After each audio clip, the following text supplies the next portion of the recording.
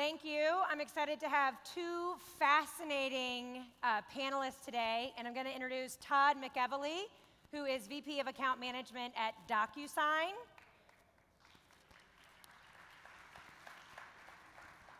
Todd and I share something in common. We both had been at companies for over a decade prior to getting acquired by Oracle. So we were commiserating about that yesterday as we were preparing for the panel. But a couple of things about Todd. He is one of the finest listeners. He hires, develops, trains, coaches, mentors, talent. He has an exemplary work ethic. He is an analytical thinker and a high attention to detail. And all of that information I got from Todd off of his LinkedIn profile. Not what Todd said about himself, but what others said about Todd. So welcome to the panel. Thank you.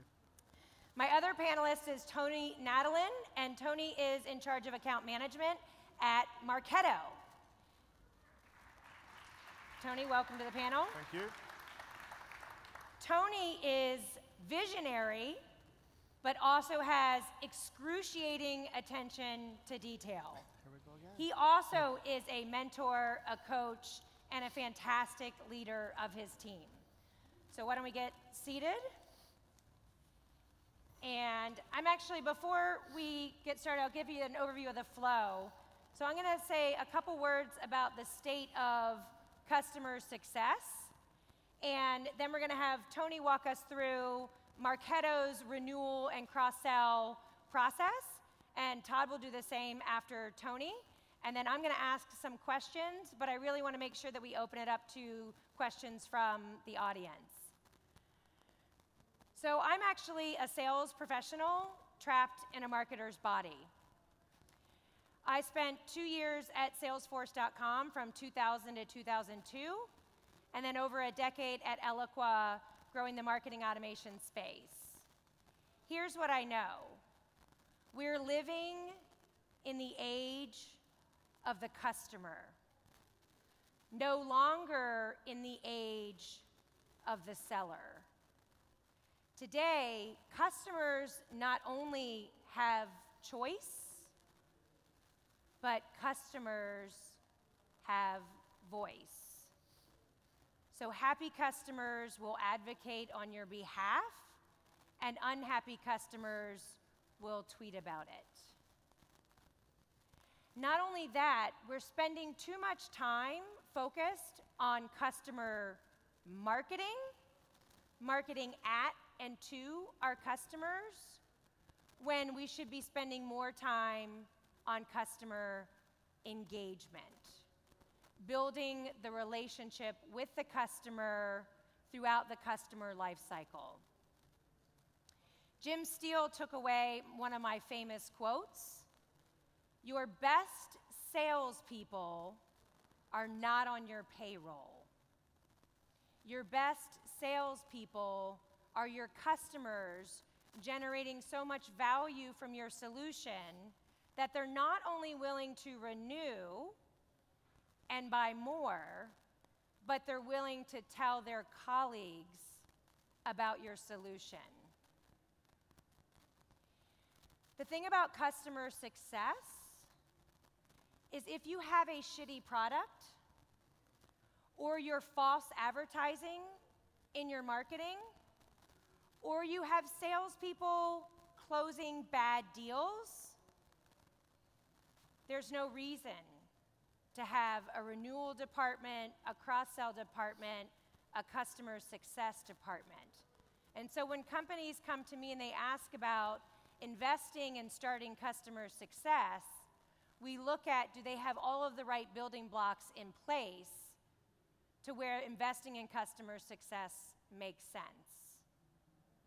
So today, we have to be customer-centered, customer-centric, customer-obsessed in every function of our organization.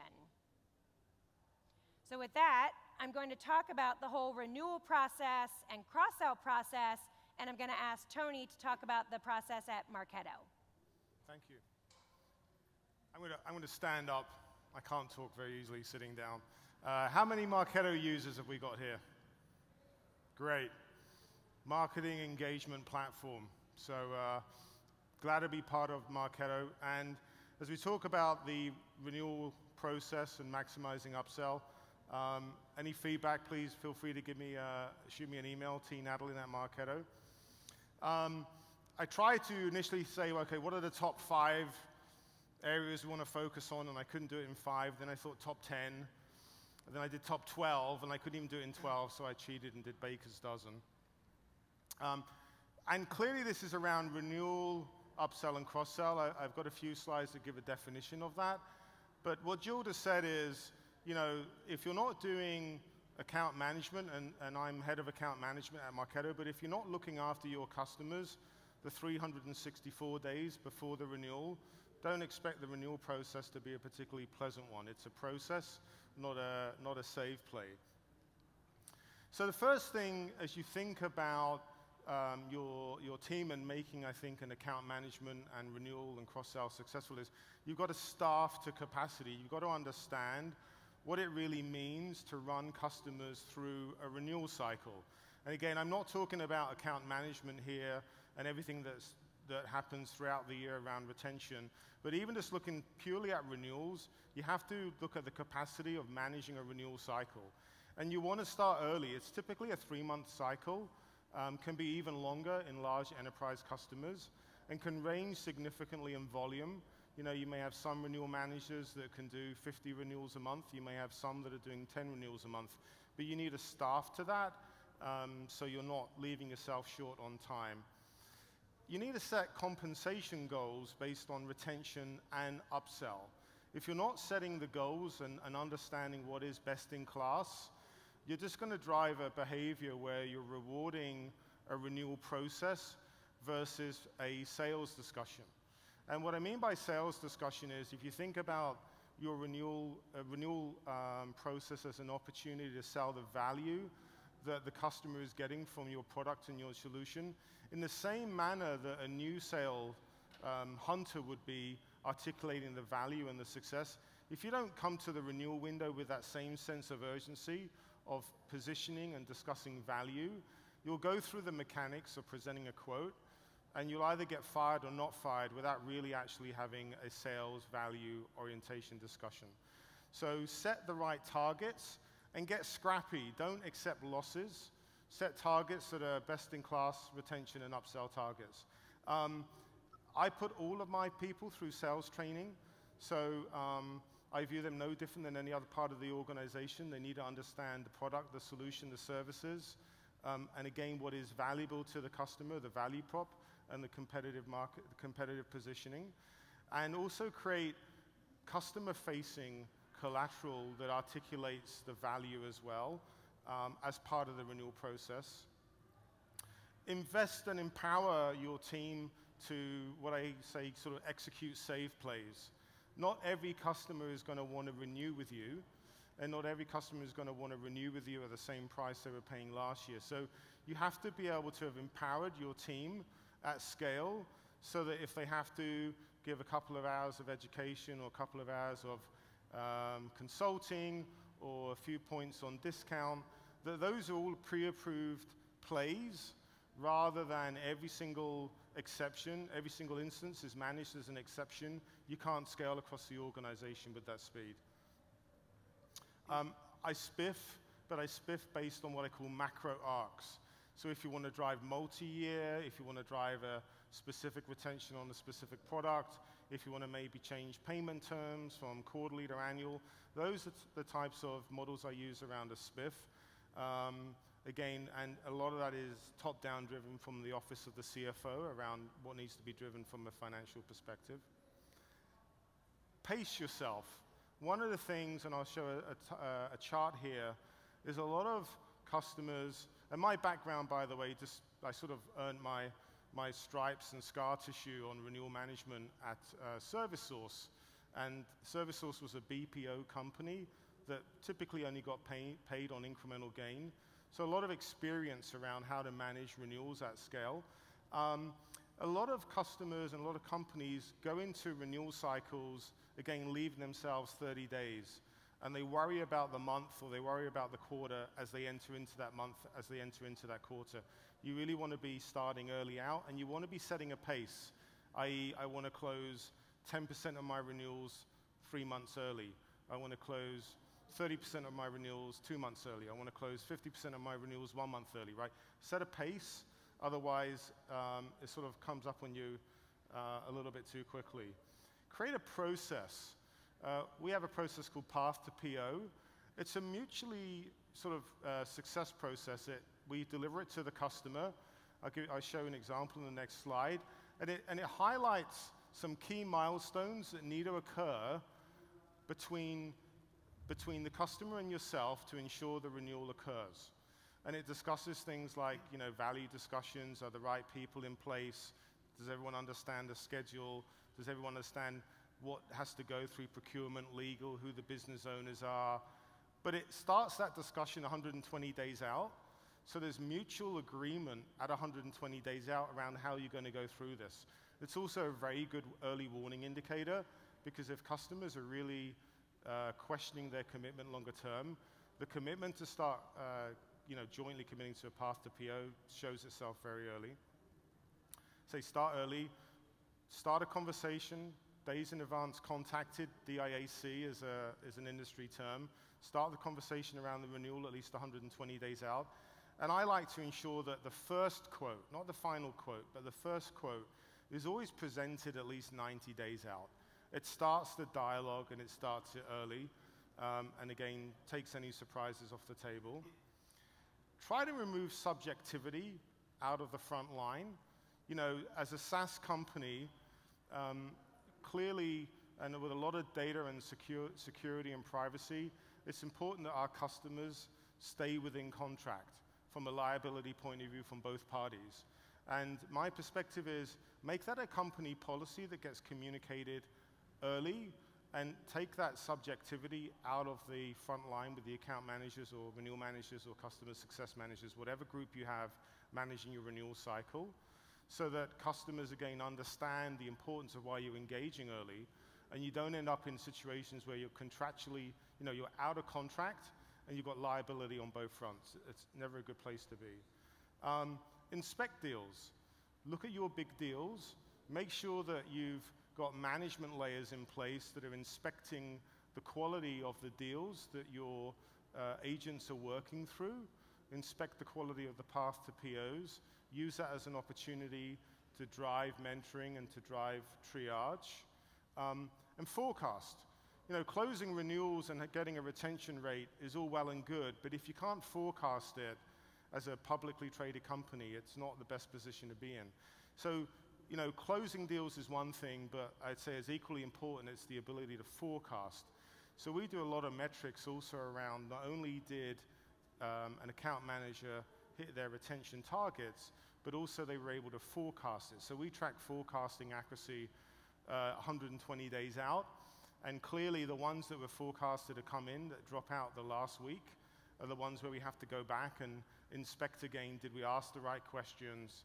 Were we paranoid enough as we went through the renewal cycle? And did our team get the support they needed? You need to learn from your mistakes. You need to improve, so you're constantly moving up your retention goals. So capture why you lost that customer. We have a couple of codes. Did they not deploy the product? Did they not see value? Were there people change? But use the codes that are relevant to you. Make sure they're broad enough.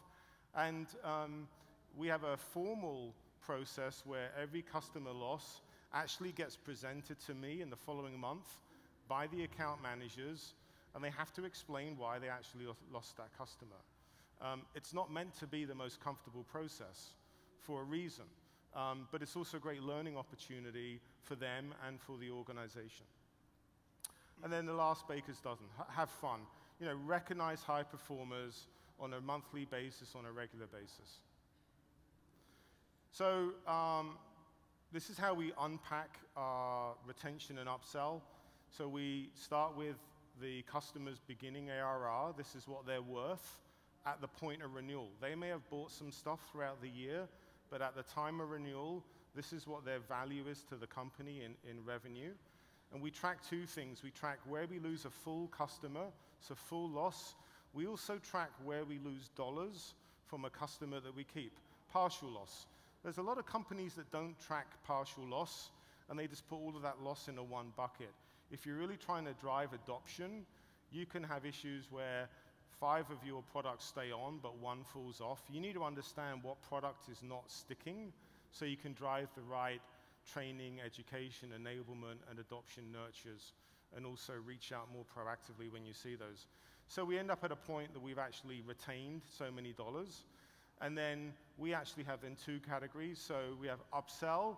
So upsell is, say for example, a customer has bought a product like Marketo and is licensed to so many seats and so much database. The more seats they use, the more database they use, my team, the account management team, can sell them more of the same. If they actually want to buy a new product and they have to go through a sales cycle, then we engage the sales team. We actually create a joint opportunity, and if that cross-sell actually closes, the account management team get a little bonus for that. So this is how we measure retention and upsell, and then we actually start unpacking exactly why we lost and why we gained. So for example, partial loss, did we have to give additional discounts year over year? Did we lose a SKU? Did they downgrade the amount of SKU? Did they sell more? Did we get more discount, etc.? Pacing, so a little bit of an eye chart, but this is just an example for every single month. I'm constantly tracking how we are closing and resolving the renewals coming up so that we don't end up in the month and nothing closed and we've got to try and scramble and close 100%. And if you want to drive strong upsell, you need to give yourself time to have a negotiation. You can't have a negotiation when you've got a deadline looming, which is why you need to start this early, 120 days out, and think of it as a sales cycle and a value selling cycle. And this totally is an eye chart, and I don't expect anyone to read this, but these are the milestones. So this is an example of literally a path to PO, and we step by step through each one of these, put the customer against owners, put dates, and present this 120 days out. And it really drives mutual accountability as to whether you're going to renew on time or not. And then rewarding. So we do some, fun rewards, but I forecast. I reward people on forecasting accuracy. I also reward sandbaggers, only $5. So you got to beat your plan, but you clearly can't forecast. Kiss of life. This is where we have like an account that we've lost, and we just never give up. Purple lips, obviously, because Marketo's purple. But Kiss of life, the endurance award, the slog that sort of keeps on going and going and going. And then the purple pirate, where really the account manager's driven up retention and driven up upsell. And my view of upsell and retention, we can look at a lot of different metrics. My account managers own their customers from day one. And if they're ultimately making their customers successful, they will grow, they will renew, and they will be an advocate. So I'm very much about measuring the results and then managing the activities. So that's how Marketo does it, the Baker's dozen. Thank you.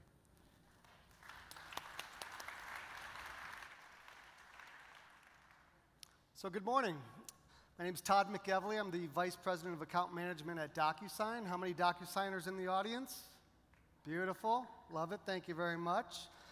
So I joined DocuSign about 2 years ago, and it was an incredibly exciting time of rapid growth. The charter that I had was to build out a scalable account management function. So it's been a wild journey. I don't know if you've heard the news yesterday, but just in the last 24 hours, DocuSign had raised $233 million of additional funding. So our CEO, Keith Krach, sends his best wishes and apologizes he couldn't join yesterday, but he was a busy man dealing with the funding round that was going on yesterday. So prior to joining DocuSign, as Jill had mentioned, I was at Oracle for just over a year, Vice President of Customer Success. I had joined Oracle through the acquisition of a company called Taleo, so in the human capital management space. So I've been in enterprise cloud software for about 15 years and have spent approximately the last 10 years focused on customer success and account management. So what I want to spend the next 10 minutes talking about with you today is kind of the skill set and the roles and the go-to-market strategies on maximizing renewals and upsells within the account management function. So I know it's supposed to be a baseball theme, but I've got a golf theme for you today. Truth be told, I was on vacation last week when I was thinking about our discussion today and planning for the presentation. So I was kind of a bit distracted with some relaxation and joy. And one of my passions in life is golf and customer success. But any golfers in the audience will appreciate that it's an incredibly challenging game. But when you get it right, when you get that perfect shot, it also is incredibly rewarding and wants to bring you back for more and more. So if you are a golfer and you hit the ball in what we call the sweet spot, it's going to have a beautiful trajectory. It's going to go right down the middle of the fairway. But if you're anything like me, that doesn't always happen. A lot of the times you might hit the ball on the toe of the club, and what's going to happen in that instance? The ball is going to slice off to the right. Hit it on the opposite end of the club, it's going to hook off to the left. So logic would tell you, if you don't hit it in the sweet spot, you're going to be in trouble. The good news is, you're not always in trouble when you don't hit it in the sweet spot.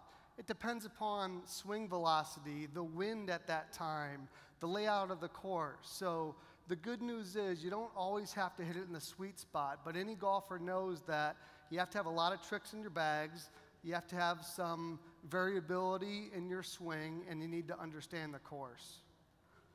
So I'm sure you're like, okay, Todd, that's all fun. Glad you had a good vacation. How does this relate to customer success management? Well, I think customer success professionals and account managers have one of the most challenging jobs in the world. It requires the most diverse skill set in an organization. So for that, I applaud all of you for taking on what is an incredibly challenging role, but I'm sure you also agree that it's one of the most rewarding and impactful roles within a company. On the one end of the spectrum, you're expected to be the services professional. So you need to be demonstrating day in and day out how your customers can gain more value with your solution. You need to be the steward of customer satisfaction. So when the inevitable hits the fan, you got to be the guy or gal to jump in and make sure that you're rallying the organization to address the customer needs. On the flip side of the coin, you also carry, I think, the most important role in retaining and driving existing revenue within a company. So you have to have a sales hat. You have to be comfortable getting in front of a vice president of procurement that wants to beat you down on terms and conditions and price, and you need to be able to stand your ground and to be able to articulate the value that your solution provides to the company. All that said, digging a little deeper, you're expected to have some technical acumen and domain expertise. In our world at DocuSign, it's both product expertise, it's functional knowledge of all the various lines of businesses that our products could be used in, and some vertical expertise as well. And last but not least, you're expected to be an advocate. Clients look to you as a customer success manager to advocate on their behalf within your organization. I consider my team the conduit into the organization for our customers so that we can rally the troops, rally the resources to address the needs of the client. With that said, you're also the advocate for your own company. You've got goals, resourcing challenges, and visions that the company needs to execute on, and it's your job to present and manage those accordingly. So again, being in customer success for the last 10 years, I've seen a lot of iterations of customer success models and roles. You know, some that are almost exclusively services oriented, some that are almost purely sales oriented. But there's three measurements of success or common components that I think should be present in all customer success organizations. It's adoption, retention, and growth.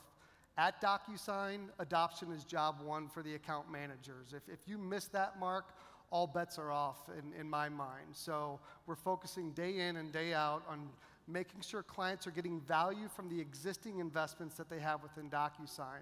If you do that well, you're then going to secure the existing revenue stream that you have, renew and retain the account, and generate demand and what I call earn the right to do more business with your customers. And the key word there is earn.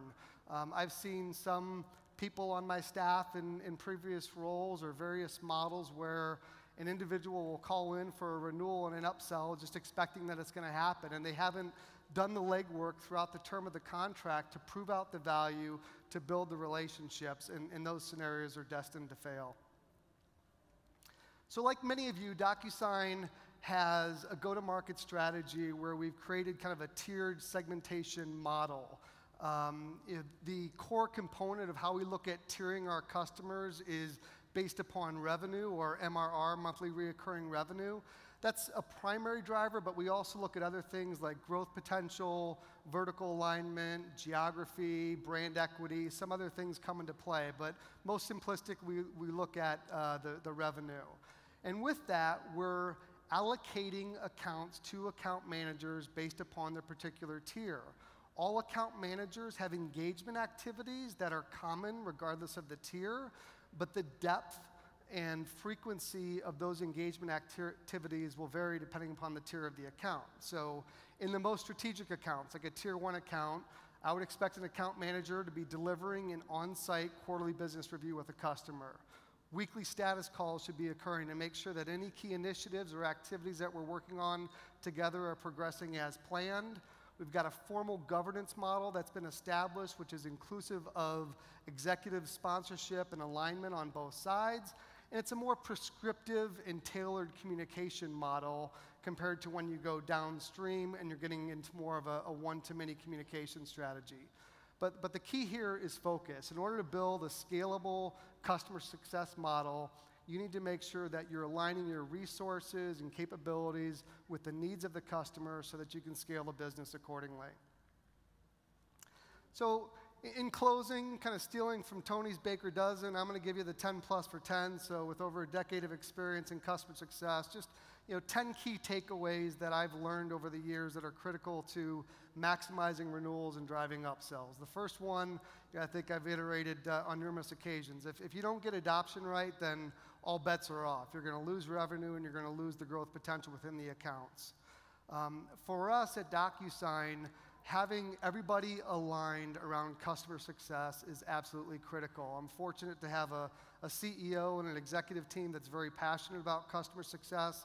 We have a concept called one key metric within our organization, which is geared around what we call successful transactions. So when you as a DocuSigner complete a successful transaction, that in our mind is driving success and value. So we have all departments rallying around a focus of successful transactions. So the investments that we make, the priorities that we set, the resource allocation that we have, all surround this one key metric. Beyond the internal focus of having a focus on success, it's critical that you understand intimately how your client's measuring success. Because I've learned over the years, not all clients, regardless of the product, even if they're using the same product, they may not measure value and success in the same way. So an account manager needs to understand how their particular account is going to measure value and measure and track that throughout the life cycle of the relationship, so that as you're building up to that renewal event, you've been having ongoing communications about how we're trending and the value that we're driving within their business. Be a steward of the cost of sale. I heard this referenced yesterday. I mean, cost of sale is one of the most expensive expenses in a business, and it's your job to make sure that you retain the existing revenue so that you can reap the rewards of the initial investment that was made from the sales team, and also to help decrease of the cost of sale over time. Through the knowledge, relationships, the demand that you're generating within the accounts, you can help contribute to decreasing that cost of sale over time. Maximize compelling events. What I mean by that is renewals and upsells are opportune times to mingle the events together. So if you have an upsell on the table for a customer, it's a great opportunity to combine it with an early renewal so that you can extend the committed monthly recurring revenue. It makes it easier for your customers. They only have to go to the well once and get budgetary approval. So partner with your customers, leverage those compelling events to address their budgetary and buying procedures and also to benefit your company. Like one of the most critical learnings that I had in customer success in the very early days is that my success and my team's success is going to be heavily reliant upon everybody else in the organization. I consider account managers, again, as kind of the quarterback of the team, but you got to make sure you're doing a good job building deep relationships within services, engineering, product development, all across the organization, because you're going to live and die on your ability to engage resources to help address client needs. Tony already talked about aligning variable comp appropriately. Compensation absolutely drives behavior, so make sure that your rewards and the compensation plan are set up accordingly. Using Gainsight vernacular, I've got the terminology here of CTAs, so call to actions. We leverage Gainsight to identify churn risks, so we look at the pacing, as Tony was talking about, the pacing of our customer and their utilization to proactively identify at-risk accounts so that we can put in some playbooks to mitigate churn before contract renewal. But on the opposite end of the spectrum, we also look at pacing and see which accounts might be overutilizing their consumption as compared to what they purchased, and use that to drive an early upsell. Assume a competitive threat. So I say this not from a fear perspective, but I think from a positive perspective. I like to always think and be aware that the competitors are going after our accounts. And if you take that mindset, I think it will force you to ensure that you're keeping your clients abreast of all the developments, new capabilities, the visions and strategies that your company is executing on. There's nothing worse than going into a renewal and finding out that it's a competitive situation because your customer had no understanding of the capabilities and solutions that you're offering. So keep that mindset at all times. And last but not least, you're always renewing, selling. I think every engagement opportunity you have with a customer is a renewing and selling event, so treat those events accordingly. Thank you.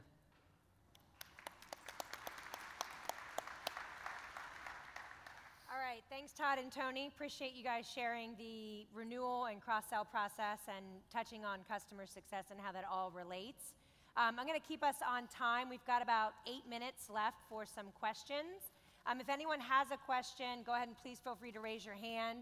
I have prepared questions, obviously, as a great host of a phenomenal panel here, but if you guys have questions, please raise your hand. Don't hesitate to ask. I'll get started.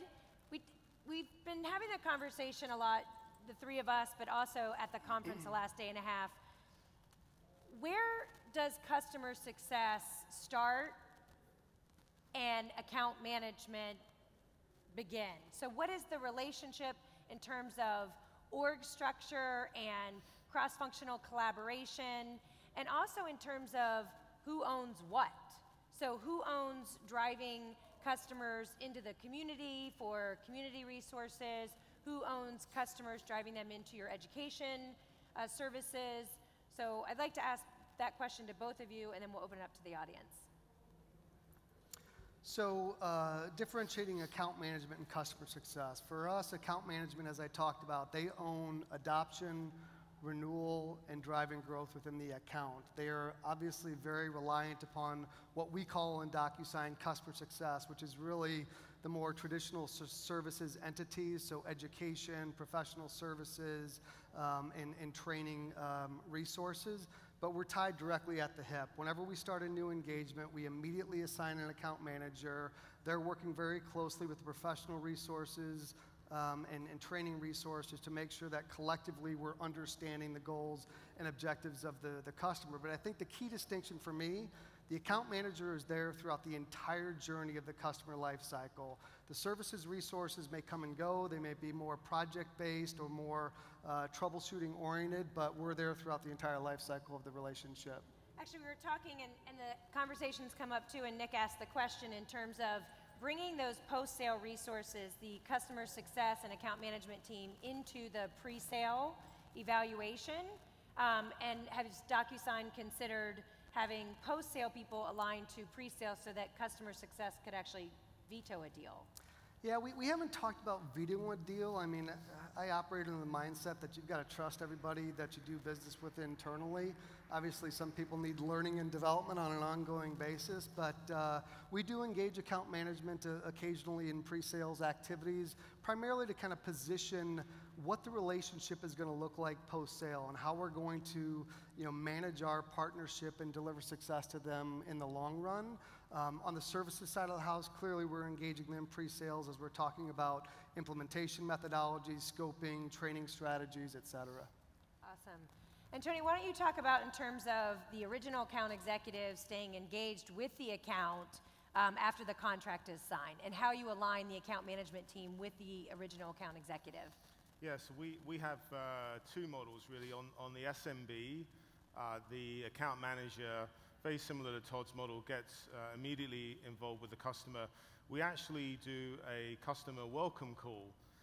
And what happens is at sale, the account executive, the sales executive, will fill in some notes around the client rationale, why they bought Marketo, what business goals they're trying to achieve, any other background information. And then we actually, an email automatically comes out from Marketo thanking the customer from the account executive, and it introduces the account manager at that time. And then we have a welcome call where the account manager then actually introduces him or herself to the customer at the exec level, and typically the project lead, along with our PS team. And we really say, look, you know, the first 90 days of your experience is going to be primarily led by professional services around your implementation. But as your account manager, I'm here for the long term. So we then schedule a 90-day check-in. And really that is I suppose, the cutting of the umbilical cord from professional services from an enablement perspective to like long-term success. And then we schedule regularly quarterly business reviews. We do stay connected though with the account executive. So if there are opportunities for cross-sell, new product sales on the longer term, we'll bring the account executive back in and run that sales cycle with them. And clearly they understand the rationale of the account. Also what happens though, if the account in its early days, in the first 90 days, really starts showing signs that it probably wasn't the right account to sign, we'll actually bring the AE back into the frame. And if truly the account decides not to continue at that point, for whatever reason, we actually have some sort of financial consequences back into the AE team, the sales team. So it drives the quality of the customers we're signing. So our customers really want to be customers, and that we're not facing sort of false positives right from the start. Excellent.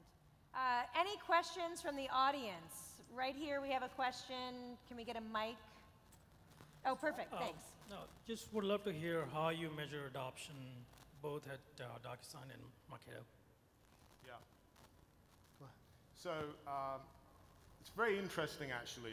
I say this to Nick many a times, that usage is not a proxy for retention. You know, when we do our detailed loss analysis, one of the questions on there is customer usage. And I think Todd actually said it very, very eloquently, that I think the role of an account manager is to understand the customer's perception of value. And you know, we have customers that if you look at the product, look like they're using the product and look like they've adopted it very well, and still fire you. And we have customers that aren't using the product very well. The ones that are interesting though are the ones that look like they're using it well. And what you end up really understanding when you dig deeper into those is the business goals that they're trying to achieve are not maybe being realized completely independently of whether the product that you've sold them is working correctly. And that's why I think it's important to be having those discussions around business goals and success criteria outside of adoption. Now, if they're not using it, by default, you're probably going to get fired. But if they are using it, by default, it doesn't mean you're not going to get fired.